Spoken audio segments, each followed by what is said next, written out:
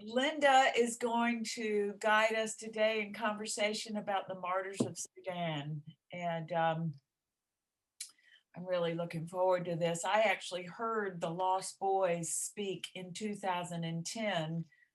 We have about 150 of them living in Jacksonville. And when I heard them, they were in school at UNF and getting ready to go to medical school. By now, they're probably doctors at Baptist Hospital. There were two in particular, Abraham and Jonathan. So this is going to be very interesting. Thank you, Linda, for being with us today. This was a very hard piece for me to research because the amount of the numbers of deaths have continued to rise.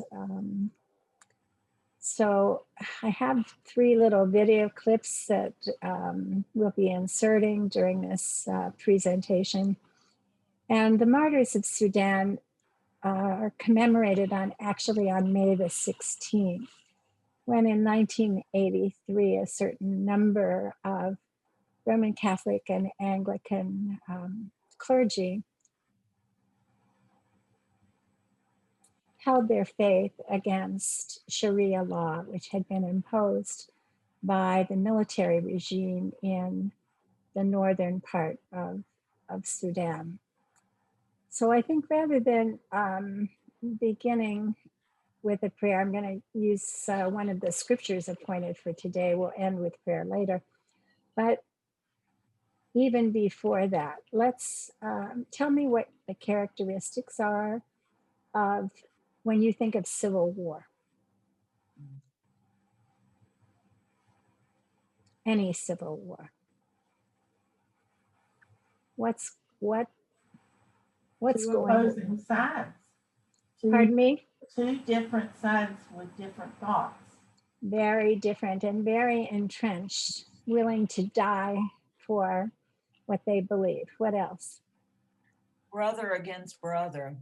Yes, families. And I'll tell you the story of a woman later whose family turned her in 2014, so that she was shackled while she gave birth to her 2nd child in prison.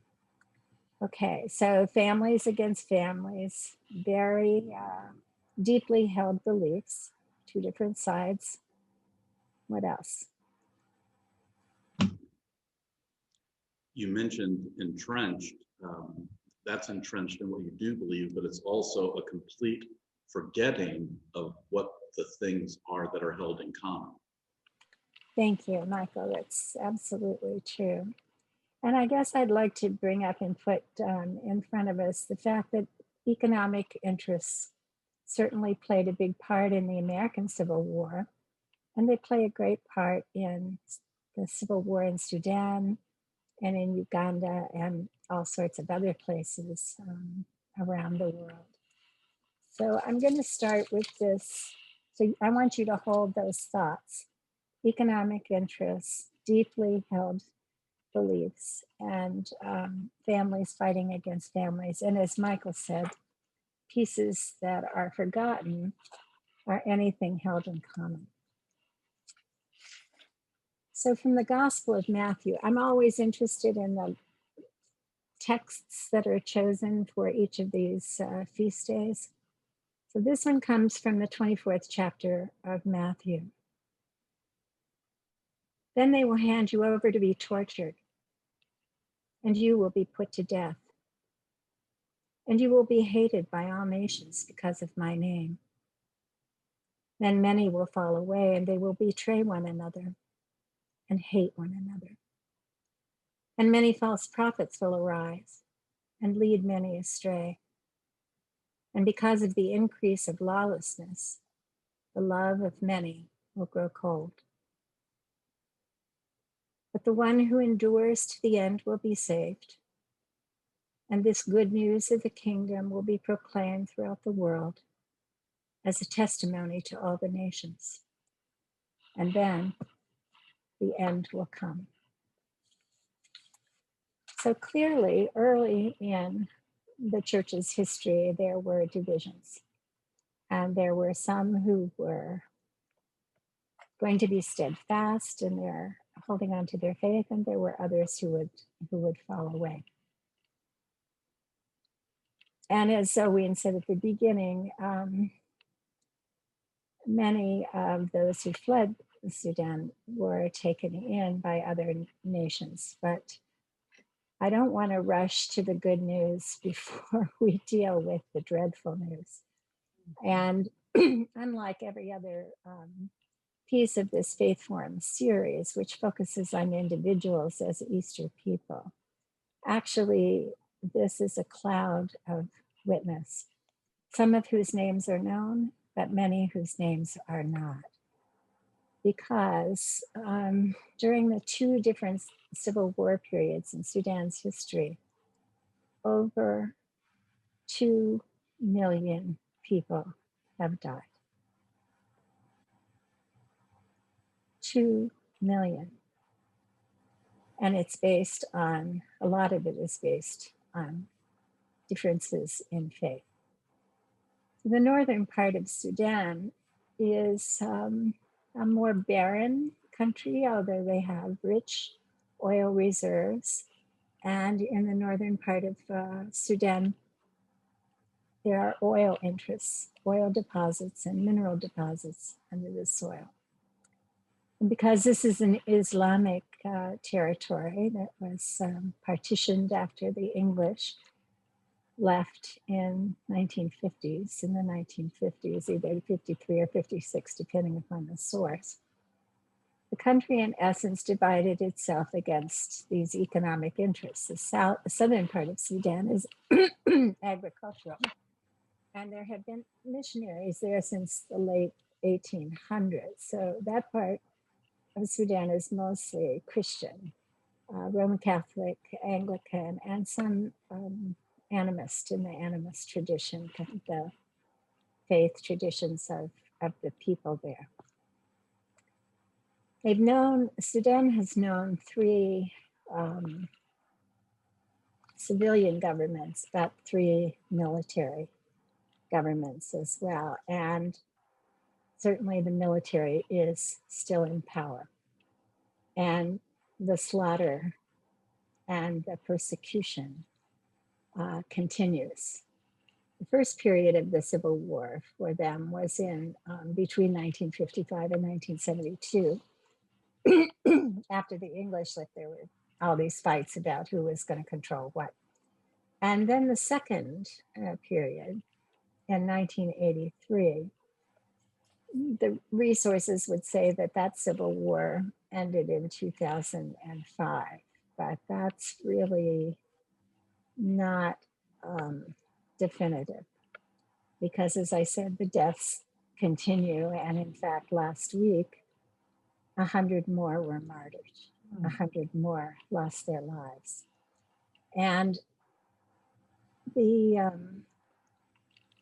church wants to remember those who were steadfast and stood firm in light of their Christian faith, because Sharia law said that anybody who was not Muslim was an apostate and must be put to death. That's in the Quran. And so the military dictatorships were pretty serious about carrying that through. And in fact, if you can look at these lists of names and of those who have died, and you'll see after their names titles like backslider or apostate, or people have to be designated as enemy. And as Michael had said, they've forgotten common humanity. They've forgotten that they're all people of this land, or that they're all people of God, but that their traditions are quite different. And it's been hard for me to wrap my head and my soul around the continuing atrocities. How people can just eliminate each other because they're enemies, or they don't believe the same, or dress the same, or speak the same. I think I forgot to mention that the northern part of Sudan is Arabic speaking and the southern part of Sudan speak English. South Sudan became its own country in 2011. And still, the fighting continues. And I know that when I was in seminary the first time, we had been told of the martyrdom of Janai Lawum, who was the archbishop in Uganda and was killed by Idi Amin, again, because he stood firm against the kinds of abuses of power that were contrary to his faith as a Christian. And it's believed that Amin himself was the one who fired the shots that killed Lawum. It's just very, very distressing and disturbing. Young people were particularly able to flee. Young men in particular who had been agricultural herders,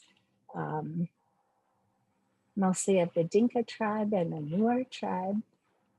Over 2,000 walked either to Ethiopia or to Kenya to be held in refugee camps. They were called the Lost Boys, and as Owain said, there are lots of stories that are documented, and their successes are documented. Canada certainly took in a lot of them as well. The stories of the lost girls are mostly missing.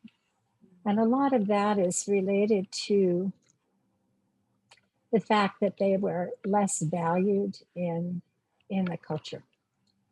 And so they were assigned what we would call very traditional roles for childbearing and maintaining whatever household they had, and certainly had very little agency of their own. And you'll hear more about that in the story of the young woman that I will tell you about that happened just in 2014.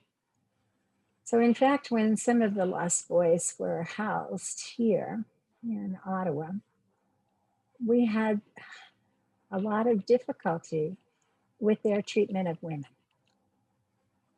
They behaved badly, I would say. Law enforcement people would say that they were sexual predators. And that was because their culture had taught them that women were for their use, and that their protests or their refusal to submit was of no account. And so socialization of people who immigrate is a bit of a challenge, but it was certainly a challenge here for quite a while, because women are not to be treated as those who have no voice or no consent. And so part of the adaptation to the culture has been this desire to treat everyone as an equal. That falls short, of course. Canada has its own trouble right now with the military and the number of sexual harassment complaints within the armed forces here. But back to Sudan. So in 1983, when the Martyrs were recorded, were noted, it was because they had signed a statement, the Roman Catholic and the Anglican clergy had signed a statement opposing Sharia law and saying that they would not renounce their faith. And at that time, only 5% of the Sudanese population was Christian. After those deaths,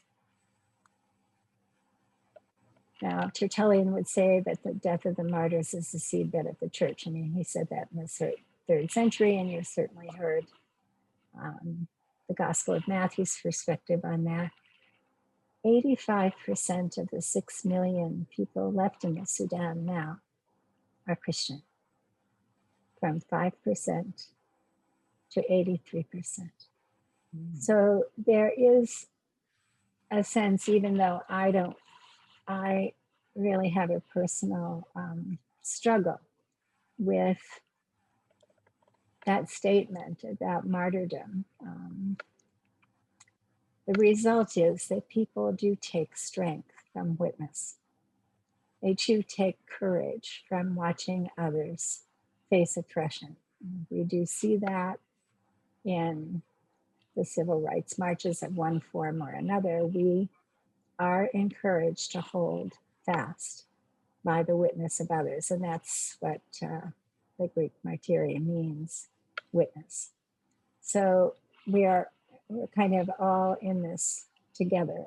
And as I said, it is very hard for me to wrap my head around over 2 million deaths in the name of religion. In the beginning of January, the 9th Christian church in southern Sudan was burned. And as I said, over 100 young people, mostly young people, were killed last week in Sudan. There is a 2006 documentary made by the National Geographic people called God Grew Tired of Us. So the voice of a Sudanese, southern Sudanese Christian who said, you know, God got tired of our suffering. And so God left. But that's not entirely true. And there have been struggles through the years. Originally, the Diocese of Southern Sudan was part of the Diocese of Jerusalem, and now it's come under the protectorate of the Archbishop of Canterbury. And you can read online about reciprocal relationships, as the Episcopal Church has been fond of doing, matching an American congregation or a Canadian congregation. No, not an American one, but not Canadian, just American, matching certain dioceses one with another so that we can understand the different faces of Christianity in the world and do what we can to support. I'm remembering when I was in seminary, the first time that our companion diocese was in Ecuador, in Quito, and Adrian Cáceres was the bishop there. And every time he came north to talk with the Bishop of Connecticut, he asked for something like 6 trucks or something. And my bishop, my ordaining bishop, Arthur Walmsley, used to get really annoyed with that. But Bishop Cáceres said, "You have so much, why can't you be generous? And we are suffering, you know, we don't have enough resources." Well, Bishop Cáceres tried to poach me too and said, "You will, you know, do you love me?" I said, "Oh, you know, I don't even know you, but yeah, okay, I love you as bishop of the church." He said, "You will come to work for me for 3 years." And I'd been ordained 27 seconds, you know. And I said, but I have a husband and children. And Bishop Cáceres said, "He can be your driver," which didn't go over very well, along with all sorts of other things. But I do think that this global Anglicanism, the fact that we are in relationship, even with countries and situations and dioceses that are very unlike our own, this is good for us. This does stretch our faith. This does tell us, I think, how comfortable we are, how we take religious freedom for granted, how not everyone is allowed to worship as they would choose. So there's a book that I haven't ordered, and I might. It's called "Why Haven't You Left? Letters from the Sudan." And it was written in 2006 by Mark Nichol, and it was published by Church Publishing in New York. So that tells me that it's related to the Anglican Church or to the Episcopal Church. So it does sound good. So let's, we'll do a little film clip of one of the Lost Boys. And while I was struggling with this material, I did not expect to find a connection other than kind of the global connection of people of faith. Anyway, I found this clip, a film clip put out by Virginia Commonwealth University that highlighted one of the Lost Boys, whose name is Awubu. And he was one of those who ended up in Kakuma, the refugee camp in Kenya. And one of the aid workers noticed that he was painting. And he was painting his memories of the struggle that he had left and the people that had been left behind. And the aid worker was able to get him into a different level of resettlement status. And eventually he ended up in Richmond, Virginia, as a student in art at Virginia Commonwealth University. Now, that's where I did my undergraduate work in Richmond, but then it was called the Medical College of Virginia, and it changed its name in 1969 to Virginia Commonwealth University. Anyway, is it possible, Owen, that we could see that little clip of him? I sent that one yesterday. And you can see one of his paintings that he's working on. All right. Is it the last one? Yes, yes, thank you.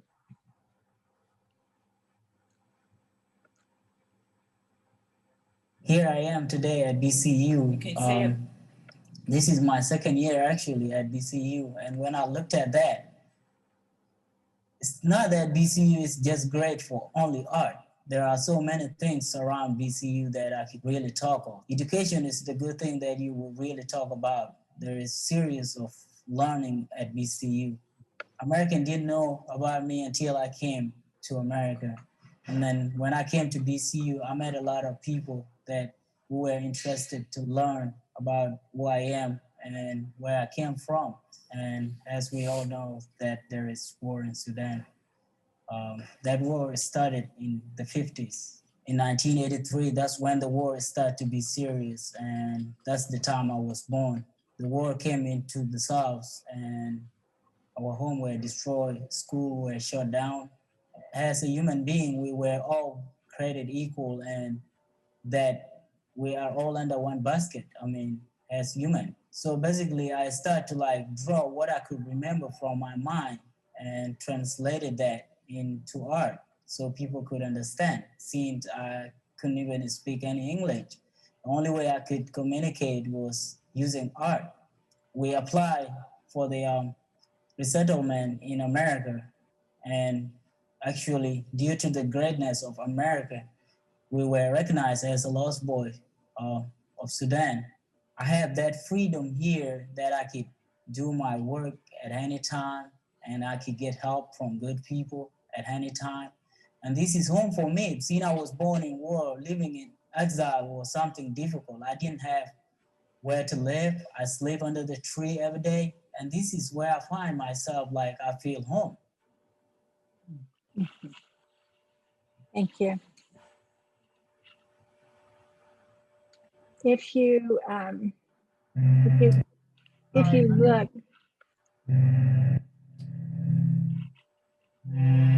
Hold on, I'm sorry.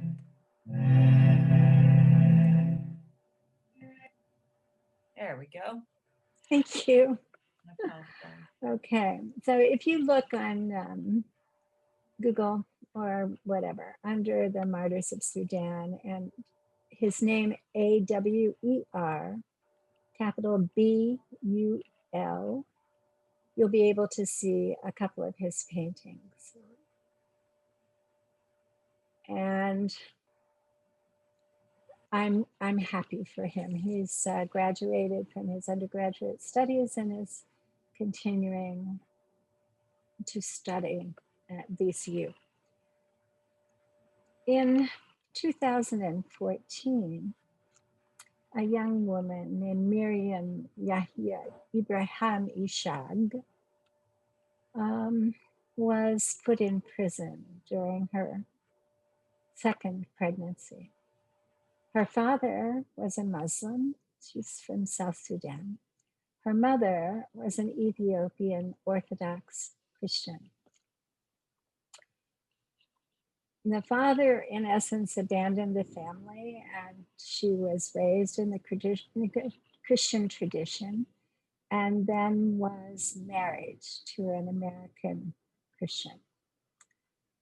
Her relatives turned her into the military government, and she was put in prison. She gave birth to her second child in prison while her feet were still shackled to the floor.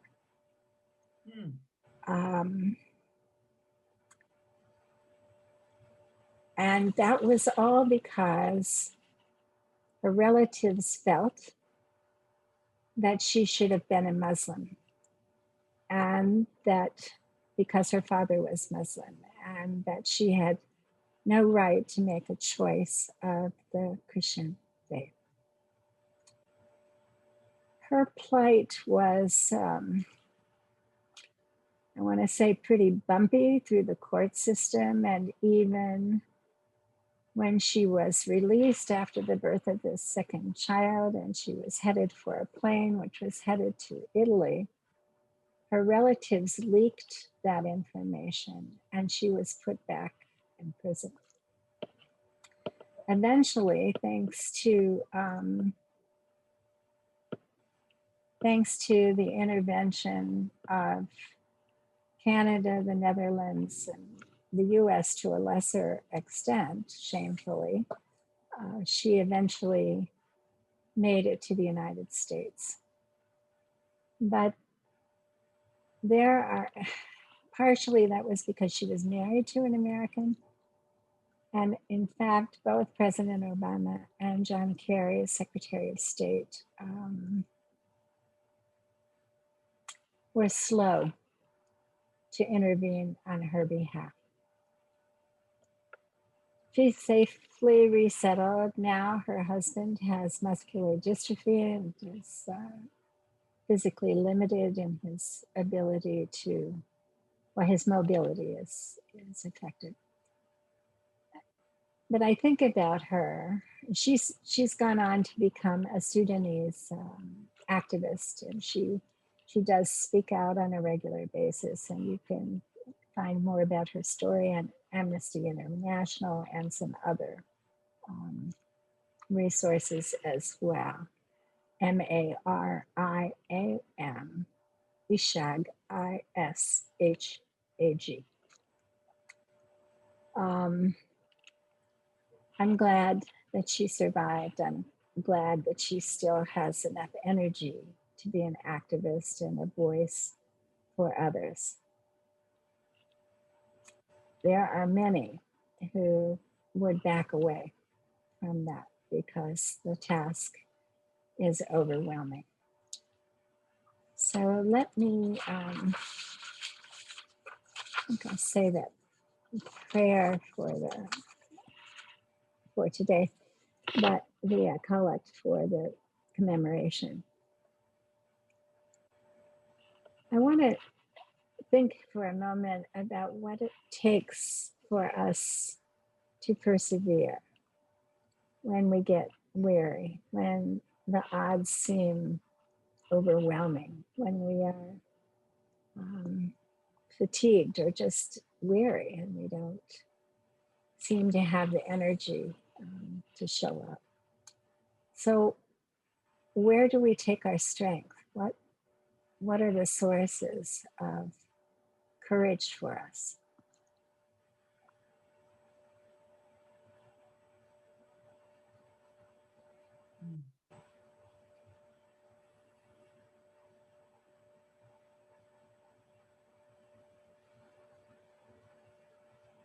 A number of years ago, I was asked to lead a vestry retreat for an Episcopal parish in Gloucester, Massachusetts, a lovely fishing town outside of Boston. Really beautiful little town. And when I came in with, what the priests had asked me to do, I found a vestry that was exhausted. I don't remember what the source of exhaustion was. I don't know whether they had been engaged in strategic planning or whether their budget had a shortfall. I have no idea, but there was no way when I met them that they were going to be up for the task that they had been assigned for that vestry retreat. So by some quirk of the spirit, I asked them about their cloud of witness. I asked them who were their favorite saints. And I don't know where that came from. It's just something I did off the top of my head. And each one in the room had a favorite saint. And so they would talk about why this saint was of particular importance to them. And by the end of this time, the room was full. The room was full of the presence of witness, of this incredible cloud of witness. And so we paused for a moment and acknowledged the witness that they had brought into the room and asked them, I asked that they would take their courage for the day or the energy needed for the day from those that they had brought with them. And it was a very powerful turning. Again, it was far beyond my ability to give them, a can of Red Bull or something to get their energy level up. This was an infusion of faith, and I had just learned this new hymn. So it must have been in the late 80s, called The Church of Christ in Every Age. Do you have that clip, Wayne? Let's see.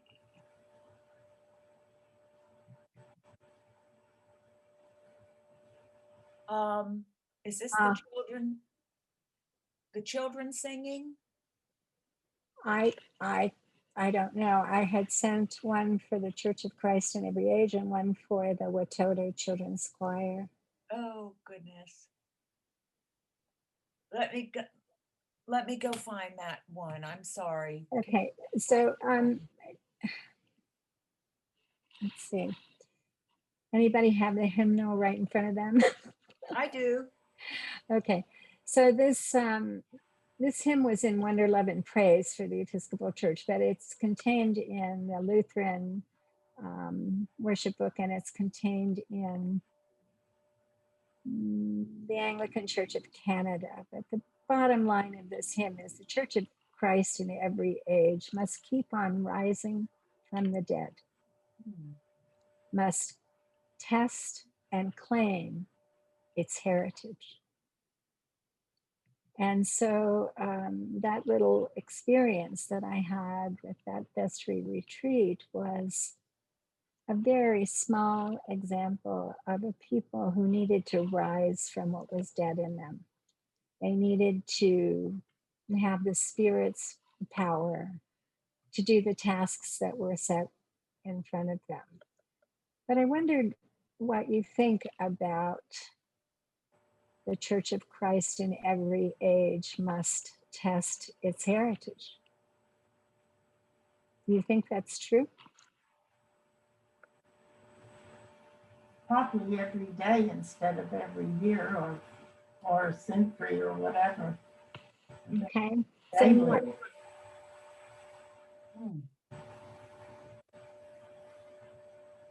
I think that's true. I think it probably shouldn't have to be true, but I think that it is. I think the past year for us, it pales in comparison to what you're talking about, but with our Sudanese friends, but we've seen the church tested this past year. And have been amazed by not only the resilience, but the redefinition of church. We, in a quirky way, we've become global again, Yeah. rather than more parochial and more used to just our familiar faces. Michael. I think that part of keeping in mind our heritage or testing our heritage, I'm thinking about Christianity in general, the Catholic Church in particular, and their lack of response to the Nazis. And I haven't studied enough to know, was this a purposeful decision, or was it simply easier to ignore something than it was to face it and deal with it? But if we continued to think that way, then we'd be in a worse place than we are today. So we have to test our heritage. Yeah. Well, and the hymn talks too about those who are on the streets and those who are crying without enough bread to eat. And I'm thinking about the people of India with no oxygen to handle this pandemic, and who's stepping up for them. Is the church doing the global church? So, are we doing everything we can to live our heritage? Are we extending ourselves when we need to? And I will say, Michael, that the Pope, when Miriam eventually landed in Italy, she met with the Pope. And I have a hunch that, it was this one, I think. I think it was Francis, but maybe it was Benedict, but I think it was Pope Francis, who met with her. And we do expect, when there is injustice, we do expect the church to be the church. And we do listen for the voice of the church to speak, whether it's truth to power or justice, hold out justice in the face of injustice. And of course, Minneapolis was the site of George Floyd's murder, and there was some sense that Chauvin was held accountable for his actions. It doesn't, and there's a debate now about whether that was justice or not. But I think that the church has a vital role to play.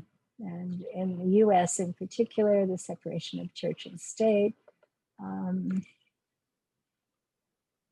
maybe elsewhere too, Michael, I don't know, where the church hesitates to become involved in what is seen as an issue of state or an issue of the government. Certainly that was part of the power dynamics around President Obama and John Kerry's struggle with whose interests are at stake when Miriam Makeba was in prison. It's complicated. And I'm not going to stop expecting the church to be a witness. Because in some sense, witnessing, standing up, moving forward is the seedbed of the church. Because if we sit in the comfortable pew and never do anything, why should anyone join us? If it's all about personal salvation and not also about changing the face of an unjust world, whether it has to do with hunger or homelessness or so on, then how would we attract people to following the way of Jesus, the path and pattern of Jesus? So it's just a question. It's not, I have no definitive answer, but I think that most people feel, clergy, lay people, everybody should feel some sense of responsibility to act. Hey, Chris, thanks for the applause. So let me read this collect for today. O God, steadfast in the midst of persecution, by your providence, the blood of the martyrs is the seed of the church. As the martyrs of Sudan refused to abandon Christ in the face of torture and death, and so by their sacrifice brought forth a harvest, so too may we be steadfast in our faith. In Jesus Christ, who with you and the Holy Spirit lives and reigns, one God, forever and ever. Amen. I'm going to end today with I think you have that clip, right? You have that film clip. Let me tell you about these children. I'm going to have children sing to you because their witness in the face of loss is very powerful. 10 years ago, I received a call out of nowhere asking if I would host the Watoto Children's Choir from that had children from Sudan and elsewhere. These children live in community, and I think they're in Kenya. I think the main house is in Kenya. Anyway, they were mostly AIDS orphans, and they live in houses where they have, in essence, surrogate parents, and they're taken on tours all over the world. And so my parish hosted them for a weekend, and they gave a couple of concerts, and these children stayed in the homes of my parishioners. And while I was taken by their stories and by what they were trying to do to keep these children as whole as they could and usher them into a responsible and hopeful future, they sang this one song that I can't forget. And they've gotten more sophisticated in their presentation on the film clip that I found. They're in more traditional costume, and they have lots of microphones. When they came to me, they were less sophisticated, and but their voices and their truth in this theme song of theirs, I think, is an important one because of the sheer volume of the deaths in Sudan and elsewhere. So if we could have that clip.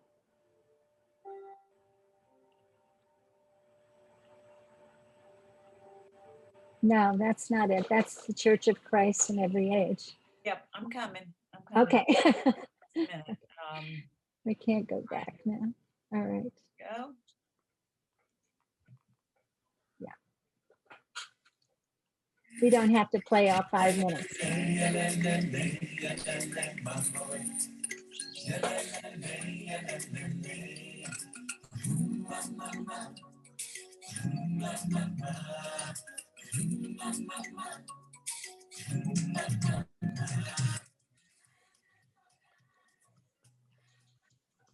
You've lost the sound?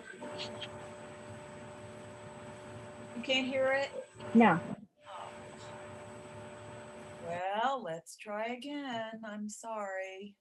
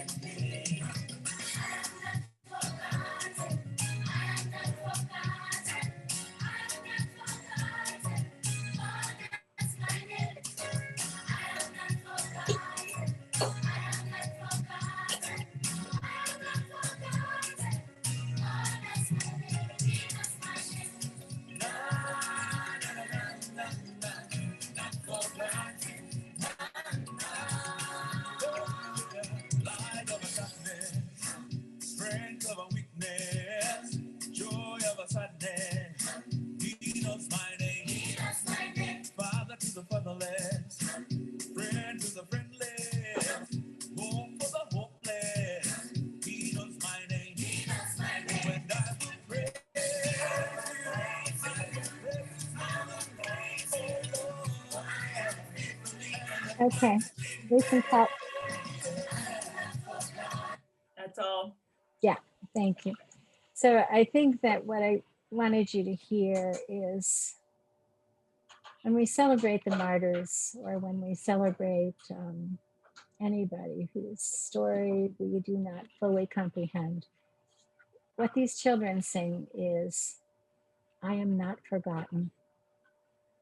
God knows my name. I am not forgotten. God knows my name.